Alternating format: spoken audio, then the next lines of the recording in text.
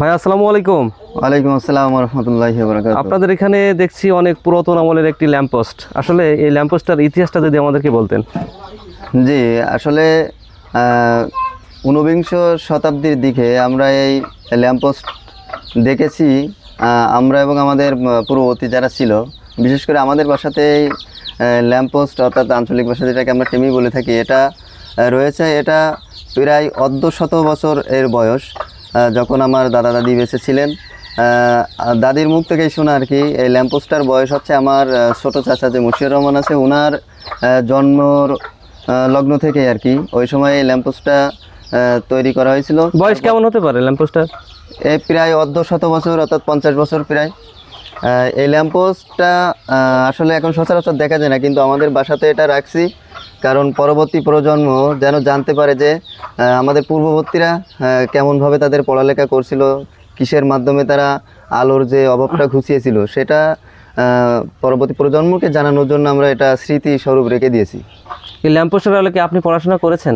হ্যাঁ, এই ল্যাম্পপোস্টের আলোকে তো পড়াশোনা করা হয়েছে। আমি পড়েছি, আমার বাপ, তারপরে দাদা চাচারাও এই ল্যাম্পপোস্টের আলোতেই পড়ালেখা করেছে। কিন্তু কালের বিবর্তনে এখন দেশ ডিজিটাল থেকে স্মার্ট দেশে পরিণত হওয়ার কারণে এইগুলো দিনে দিনে বিলুপ্তির পথে। এটা আপনারা যত্ন সহকারে রেখে দিয়েছেন স্মৃতি হিসাবে? জি জি, এটা যত্ন সহকারে রেখে দিছি, কারণ পরবর্তী প্রজন্ম তো পূর্বের ইতিহাস তারা জানতে পারে না। এই জন্য আমরা এটা রেখে দিয়েছি যাতে পরবর্তী যারা আসবে তারা জানতে পারে যে আসলে আমাদের পূর্বে যারা ছিল তারা কেমনভাবে তাদের জীবনগুলো পরিচালনা করেছে। আসলে এইখানে দেখছি, এখানে মনে হয় ধরার একটা কোনো কিছু ছিল। এখানে একটা ধরার আংটা ছিল, কিন্তু যেহেতু মাটির তো এটা পড়ে যাওয়ার পরে এটা ভেঙে গেছে আর কি। সম্পূর্ণ মাটির তৈরি? সম্পূর্ণ মাটির তৈরি, এবং এতে কেরোসিন দিলে খুবই সাশ্রয়ী আর কি। সচরাচর যে হারিকেনগুলো এমনি যে ল্যাম্পপোস্টগুলো থাকে তার চেয়ে অনেক সাশ্রয়ী হয়। এখন যখন দেখা যাচ্ছে যে বিদ্যুৎ থাকে না, অনেক সময় দেখা যায় বিদ্যুৎ থাকে না, সেক্ষেত্রে কি আপনারা এটা ব্যবহার করেন? এটা দীর্ঘদিন ব্যবহার করা হয়নি, কিন্তু গত পরশুদিন আপনি জানেন যে ঝড় এবং বৃষ্টি হওয়ার কারণে বিদ্যুৎ বিচ্ছিন্ন ছিল। তারপর থেকে এটা আমরা সেই বিকল্প হিসেবে ব্যবহার করেছি আর কি।